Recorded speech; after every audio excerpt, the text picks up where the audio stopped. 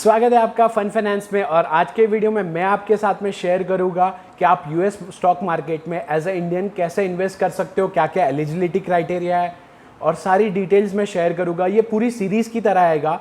आज के वीडियो में मैं आपको बहुत सारी डिटेल्स कवर करूंगा। फिर आपके जो भी क्वेश्चन है आप मुझे कमेंट सेक्शन में पूछ सकते हो। तो आइए शुरू करते हैं। मैं आपको कंप्यूटर स्क्रीन पे मेरे लेके चलता हूँ, जहाँ पे मैं आपके साथ में बहुत सारी डिटेल्स शेयर करूंगा। तो हम लोग सबसे पहले क्वेश्चन पे आते हैं, क्या एज ए इंडियन आप यूएस स्टॉक मार्केट में इन्वेस्ट कर सकते हो। तो दोस्तों इसका आंसर है यस, आप as a Indian US stock market में इन्वेस्ट कर सकते हो और डायरेक्टली आप वहाँ पे शेयर खरीद सकते हो, ईटीएफ खरीद सकते हो। आपको अलाउड है, मतलब लीगली आप यही खरीद सकते हो आप, और वहाँ पे आप शेयर्स में खरीद सकते हो, बेच सकते हो। बट आप वहाँ पे फ्यूचर कॉन्ट्रैक्ट में ट्रेड नहीं कर सकते। जैसे हम लोग यहाँ पे निफ्टी को बाय करते हैं, सेल करते हैं, या कॉल ऑप्शन लेते हैं, पुट ऑप्शन लेते हैं, वो आप वहाँ पे नहीं ले पाओगे। तो ये आपको ध्यान रखना होगा कि आपको जो अकाउंट मिलेगा वो सिर्फ कैश के लिए मिलेगा। जैसे कि आप यहाँ पे शेयर खरीद सकते हो, ईटीएफ खरीद सकते हो, आपको वो सारी चीज़ें आप खरीद सकते हो। जैसे आपको गूगल का शेयर खरीदना है तो आप खरीद सकते हो, बेच सकते हो। आपको माइक्रोसॉफ्ट का शेयर खरीदना है, बेचना है, तो आप वो बेच सकते हो। तो आइए अगले क्वेश्चन पे बढ़ते हैं कि आपको कितना अमाउंट यहाँ पे मिनिमम इन्वेस्टमेंट अमाउंट कुछ है और आपको कितना इन्वेस्ट करना पड़ेगा, तो वो चीज़ें जानते हैं। तो आप जो मैक्सिमम अमाउंट इन्वेस्ट कर सकते हो वो है $250,000 US, जो कि अगर हम लोग INR में कन्वर्ट करते हैं तो करीबन 1.9 करोड़ होता है। तो मैक्सिमम लिमिट है, वो बहुत ही अच्छी है। तो वो तो हमको कभी दिक्कत आएगी नहीं as a retail investor. Minimum investment आपको कितनी करनी चाहिए, इसका कोई ऐसा कोई गाइडलाइंस या रूल नहीं है। बट आप फंड ट्रांसफ़र करते हो और बहुत सारे चीज़ें करते हो यूएस में इन्वेस्ट करने के लिए, तो उसके लिए आपको कुछ चार्जेस लगते हैं। तो मैं जब चार्जेस डिस्कस करूँगा तो आपको सारी डिटेल्स समझाऊंगा कि आपने आइडियली कितना इन्वेस्ट करना चाहिए। तो चार्जेस की अगर मैं बात करूँ तो आपको ब्रोकिंग का चार्जेस लगता है। ब्रोकरेज मतलब अगर आप शेयर खरीदते हो, बेचते हो, तो चार्जेस लगता है। मैं आपको फ्री ऑप्शन भी बताऊंगा कि जहाँ पे आपको कोई भी ब्रोकरेज नहीं लगेगी।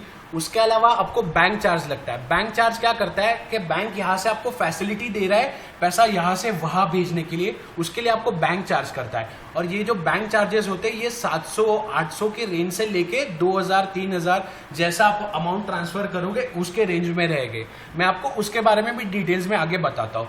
फॉरेन एक्सचेंज कन्वर्जन चार्जेस रहते हैं। दोस्तों आप यहाँ से पैसा भेज रहे हो तो आपको बैंक है ना, जो US डॉलर का जो भाव चलता है उससे कुछ मार्कअप लगा के आपको देती है। मतलब आपको एक चार्जेस इनडायरेक्टली लग जाता है, आपको करेंसी कन्वर्जन का चार्जेस लग जाता है। और जब वहाँ से आप पैसा मंगाओगे कि आपने वहाँ पे ट्रेड किया, पैसा कमा लिया, अब वहाँ से आप पैसा इंडिया में ला रहे हो, तो बैंक का जो लेने का रेट रहता है और देने का रेट रहता है उसमें एक डिफरेंस रहता है। तो वहाँ से जब आप पैसा मंगाओगे और उसको कन्वर्ट करोगे इंडियन रुपीज़ में, तो भी आपको एक थोड़ा सा चार्जेस लगता है। और दूसरे जो चार्जेस लगते हैं उसके बारे में भी हम लोग डिस्कस करेंगे।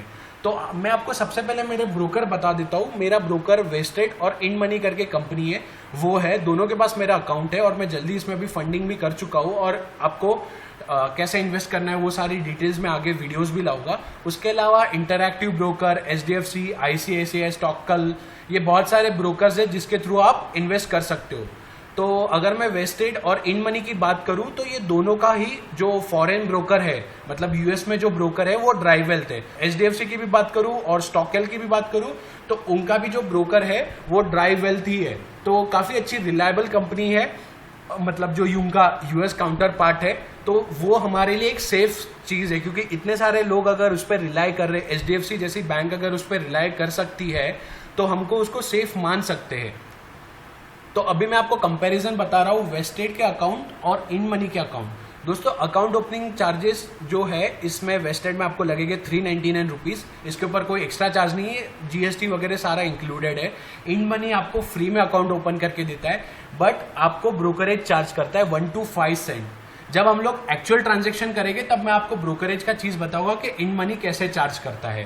तो ज्वाइनिंग बोनस की अगर बात करें तो आपको वेस्टेड $5 अगर आप मेरी रेफरल के थ्रू ज्वाइन करोगे, मैंने डिस्क्रिप्शन में एक लिंक दे दिया है, उसके थ्रू अगर आप ज्वाइन करोगे तो आपको $5 वो रेफरल के थ्रू मिल जाएगा एक्स्ट्रा। तो आपको फायदा हो जाएगा। जो आपके चार्जेस लग रहे 399 के, वो तो वैसे ही इसमें से रिकवर हो जाएंगे। फिर मैं बात करता हूँ फर्स्ट टाइम फंडिंग जब आप करते हो तो आपको वेस्टेड देता है $10 की क्रेडिट देता है। जैसे आपने फर्स्ट टाइम फंड कर दिया आपके अकाउंट को तो $10 के आपको वो एडिशनल क्रेडिट आपके अकाउंट में दे देगा, तो जो काफ़ी अच्छी चीज़ है क्योंकि आपको 750-800 रुपये का ये एडिशनल फ़ायदा हो जाता है। और अगर इंड मनी की बात करूं तो ऐसा कोई बेनिफिट वो नहीं देता है। वेस्टेड जो फाउंड हुआ है वो 2018 से है। इंड मनी पुरानी कंपनी है, बट इनका जो सेगमेंट है यूएस स्टॉक मार्केट में बाय सेल करना वो अभी स्टार्ट हुआ है मई में। इंड मनी है वो दूसरे सारे सेगमेंट्स में भी है, बट अगर आपको फ्री वाला अकाउंट चाहिए तो आप इंड मनी के साथ में जा सकते हो, बट आपको ये बेनिफिट नहीं मिलेगा। 1200-1300 रुपये का जो बेनिफिट है वो आपको वेस्टेड में ही मिलेगा, और उसके अलावा ब्रोकरेज भी आपको नहीं लगेगी। तो मैं तो दोनों में ट्रेड करके आपको दोनों की फैसिलिटीज़, एडवांटेजेस, डिसएडवांटेजेस, और अगर मैं सर्विसेज की बात करूं तो मैंने दोनों टीम से बात करी और मुझे अब तक दोनों की सर्विसेज में मतलब दोनों में भी मेरे जो भी क्वेश्चंस थे मुझे आंसर किया है, उसमें अगर मुझे कोई भी दिक्कत नहीं हुई है। तो आगे मैं आपको डिटेल में कंपैरिजन में भी देता रहूँगा, एडवांटेजेस डिसएडवांटेजेस बताता रहूँगा। और अभी हम लोग बात करते हैं कि when you should invest and how much. तो आपने दोस्तों इसमें तभी इन्वेस्ट करना चाहिए कि जब आप ये पैसा लॉन्ग टर्म के लिए डालना चाहते हो, और मिनिमम आपने 1 से 2 लाख रुपए इन्वेस्ट करना चाहिए। बट अगर आपके पास में 50,000 है फिर भी आप इन्वेस्ट कर सकते हो अगर आपके पास में कैपिटल कम है। बट आपको जो मेन रूल है वो ध्यान ये रखना है कि आपको जो पैसा इन्वेस्ट करना है ये लॉन्ग टर्म के लिए करना है, क्योंकि अगर आप लॉन्ग टर्म के लिए नहीं करोगे, आप वहां पे बाय सेल करते रहिए। मतलब ऐसा नहीं है कि आप वहां पे इन्वेस्ट कर दीजिए फिर वो सेल शेयर मत कीजिए, बट आपको वो पैसा यहाँ पे इंडिया में नहीं लाना है, क्योंकि आपको वहां पे पैसा पहुंचाना और वहां से यहाँ पे पैसा लाना उसके लिए अच्छे खासे चार्जेस लगते। तो इसके लिए मेरा जो लॉन्ग टर्म जो मैं कह रहा हूं, आपको वहां पे लॉन्ग टर्म के लिए पैसा रखना है। आप वहां पे बाय सेल कर सकते हो, वो चलेगा, बट आपको जो पोर्टफोलियो में वहां पे पैसा रखना है वो आपको लॉन्ग टर्म के लिए रखना है।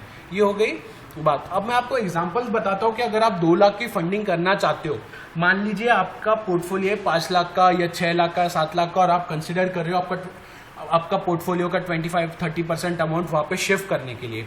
तो मैं आपको थोड़ा एक एग्जांपल देता हूँ, आइडिया देता हूँ कि आपको कितना चार्जेस लगेगा और कैसे उधर आपको कितने डॉलर्स मिलेंगे। तो अगर आप 2 लाख रुपया लेके जा रहे हो तो आपको ज्वाइनिंग बोनस मिलेगा। मैं वेस्टेड का एग्जाम्पल आपको कंपेयर करके दे रहा हूँ। अकाउंट ओपनिंग चार्जेस लगेगा आपको वेस्टेड में, तो 2 लाख रुपए जैसे मानते आप लेके जा रहे हो तो अकाउंट ओपनिंग चार्जेस लग गए आपको 399 रुपीज़। बैंक के चार्जेस लगेगा आपको 1450 रुपये। मैंने ये आईसीआईसीआई बैंक का लिया है। आईसीआईसीआई बैंक है अभी जो ऑनलाइन फैसिलिटी दे रहा है उसमें सिर्फ आईसीआईसीआई बैंक ही है। बाकी सारे बैंक के लिए आपको एक फॉर्म फिलअप करके साइन करना होता है। मतलब आपके जो ब्रोकर होते हैं वो आपको जनरली फिलअप तो करके ही दे देते हैं, आपको सिर्फ साइन करके आपको भेजना होता है। वो पहले पिकअप फैसिलिटीज़ भी अवेलेबल रहती थी, बट ये लॉकडाउन की इसमें थोड़ा प्रॉब्लम्स चल रहा है, तो ईमेल के थ्रू भी एचडीएफसी में हो रहा है। बट मेरा एचडीएफसी का अकाउंट नहीं है तो मैं आपको ज़्यादा डिटेल्स नहीं बता सकता हूँ। और ये जो बैंक चार्जेस है आईसीआईसीआई के 1450 रुपीज़ है। जो मैंने एचडीएफसी का मतलब ये कंपनी के थ्रू ही सुना था कि जो एचडीएफसी का चार्ज है वो थोड़ा कम है, मतलब 200-250 रुपया कम है। और एफएक्स चार्जेस जो मुझे इनडायरेक्टली लग रहे हैं वो यहाँ पे ऑलमोस्ट 5000 रुपीज़ लग रहे हैं 2 लाख के ऊपर।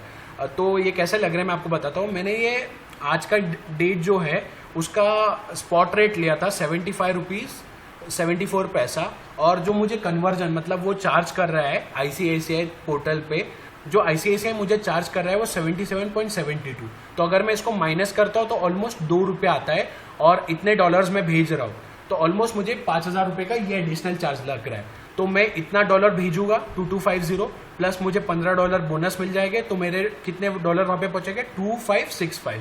दोस्तों ये जो $15 का बेनिफिट है आपको फर्स्ट टाइम के लिए ही मिलेगा। तो मैंने 2 लाख रुपए के करीबन भेजा है और इतना डॉलर्स मेरा वहाँ पे पहुँचा है, तो मेरा जो एवरेज आ रहा है वो $78 का आ रहा है। तो आप जो वहाँ पे पैसा फंड कर रहे हो उसकी डॉलर की कॉस्टिंग आपको आ रही है $78 के आसपास। मतलब $1 आपका जो वर्थ हो रहा है 78 रुपीज़ का वर्थ हो रहा है।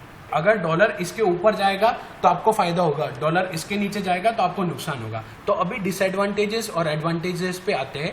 तो सबसे पहला डिसएडवांटेजेस क्या होगा कि मान लीजिए इंडियन करेंसी का वैल्यू बढ़ गया, मतलब INR का वैल्यू बढ़ गया, तो डॉलर है ना सस्ता होगा, आपको 70 रुपये में 65 रुपीज़ हो गया तो आपको नुकसान होगा। बट अगर आप लॉन्ग टर्म का हॉरिजॉन देखोगे दोस्तों कि अगर आप नंबर ऑफ ईयर्स में इन्वेस्ट कर रहे हो 10 साल 15 साल, तो इंडियन करेंसी की वैल्यू गिरी ही है, और अगर आप लॉन्गर ड्यूरेशन के लिए करते हो तो आपको ये नुकसान नहीं होगा, बट अगर आप ये शॉर्ट टर्म के लिए करते हो तो आपको नुकसान होगा। उसके अलावा अगर आप पोर्टफोलियो का अमाउंट यहाँ पे इन्वेस्ट करना चाहते हो तो शॉर्ट टर्म में आपको नुकसान होगा, और बैंक चार्जेस और एफएक्स फॉरेन एक्सचेंज चार्जेस अभी थोड़े ज़्यादा है, तो ये एक डिसएडवांटेजेस है, क्योंकि आपकी 3 to 4% अमाउंट कहीं ना कहीं इसमें ही चली जाती है। आप वहाँ पे पैसा पहुँचाते हो, उसमें ही आपका 3-4% तो आपका वही चला गया।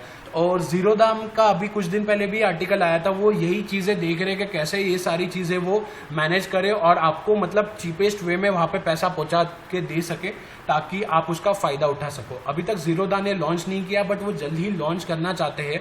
तो अगर वैसा जीरो दा जैसा कोई प्लेयर आता है तो इसमें काफ़ी इंटरेस्टिंग चीज़ें हो सकती है, और ये जो मतलब हम लोग यूएस में स्टॉक मार्केट में इन्वेस्ट करना वो और ज़्यादा ईजी हो सकता है। तो अभी एडवांटेजेस पे मैं आता हूँ। तो जैसा कि मैंने आपको बोला कि इंडियन रुपीज़ जो है वो डीवैल्यू होते ही आ रहा है, मतलब लॉन्ग टर्म की अगर आप बात करोगे तो जैसे जैसे इंडियन रुपीज़ गिरेगा तो आपको पहली बार उसका फ़ायदा होगा। अगर डाइवर्सिफिकेशन की मैं बात करूं तो आपका पोर्टफोलियो इंडिया के मार्केट को छोड़ के दूसरे मार्केट्स में भी जाएंगे, तो आपका पोर्टफोलियो उस हिसाब से एक डाइवर्सिफिकेशन होगा और आपको लॉन्ग टर्म में उसका भी फ़ायदा हो सकता है। अगर मैं बात करूँ तीसरे एडवांटेजेस की, तो अट्रैक्टिव वैल्यूएशन। अगर मैं अट्रैक्टिव वैल्यूएशन की बात करूं तो जैसे मान लीजिए अभी मैंने एसबीआई कार्ड का मैं इन्वेस्टर हूं, और उसका अगर मैं पी की बात करूं तो वो बहुत हाई पी पे, और वही उसका काउंटर पार्ट अगर मैं यूएस में देखूं एमएक्स जो 20-22 के पी पे चल रहा है, और इंडिया में मेरे पास जो उसका स्टॉक है वो ऑलमोस्ट डबल के पी पे, तो वहाँ पे बहुत ज़्यादा अट्रैक्टिव वैल्यूएशन मिलते हैं। और अगर आप बात करते हैं जैसे जो कंपनीज वहाँ पे भी लिस्टेड है और यहाँ पे भी लिस्टेड है, जैसे कोलगेट की अगर आप वहाँ पे बात करोगे वहाँ पे भी लिस्टेड है और यहाँ पे भी लिस्टेड है, बट वहाँ का जो आपको पी वैल्यू मिलेगा, मतलब आपको जो वैल्यूएशन मिलेगा वो बहुत सस्ता मिलेगा यहाँ के कंपेरिजन में। और स्पेशल इंडस्ट्रीज जैसे कि मैं बोल दूँ, आपको बहुत सारी चीज़ें स्पेशल इंडस्ट्रीज है, जैसे आपको अमेजोन का इंडिया में आपको कोई काउंटर पार्ट नहीं मिलेगा कि जिसमें आप इन्वेस्ट करना चाहते हो। बहुत सारी ऐसी कंपनीज है जो आपको सिर्फ यूएस में ही मिलेगी। अभी अलीबाबा जैसे चाइना की इंडस्ट्री है, मतलब चाइना के ऊपर आपको इन्वेस्ट करना है तो वो भी आप यूएस के थ्रू इन्वेस्ट कर सकते हो। डाइवर्सिफिकेशन और स्पेशल इंडस्ट्रीज अगर आपको चाहिए तो आपको यूएस स्टॉक मार्केट के थ्रू ही इन्वेस्ट करना होगा। तो दोस्तों ये था आज के वीडियो के लिए। अगर आपके कोई भी क्वेश्चंस रह गए तो आप मुझे कमेंट सेक्शन में बता सकते हो। मैं अगले कुछ दिनों में ट्रेड वाले वीडियोस लाऊंगा, रूल्स एंड रेगुलेशंस कैसे होते हैं कि आपको ट्रेड करने के लिए कौन सी चीज़ें ध्यान देनी चाहिए, बाय सेल के लिए वो सारी चीज़ें बताऊंगा, टैक्सेशन की मैं बात करूंगा, तो सारी चीज़ें मैं आपके साथ में डिटेल्स में शेयर करूंगा। तो हमारे चैनल को अभी तक आपने सब्सक्राइब नहीं किया है तो सब्सक्राइब कीजिए, और मेरी इस वीडियो को ज़्यादा से ज़्यादा लोगों तक शेयर कीजिए ताकि उनको भी पता चले। अगर आपका कोई भी क्वेश्चंस रहेगा तो आप वो क्वेश्चन को कमेंट में डाल सकते हो। थैंक यू, जय हिंद।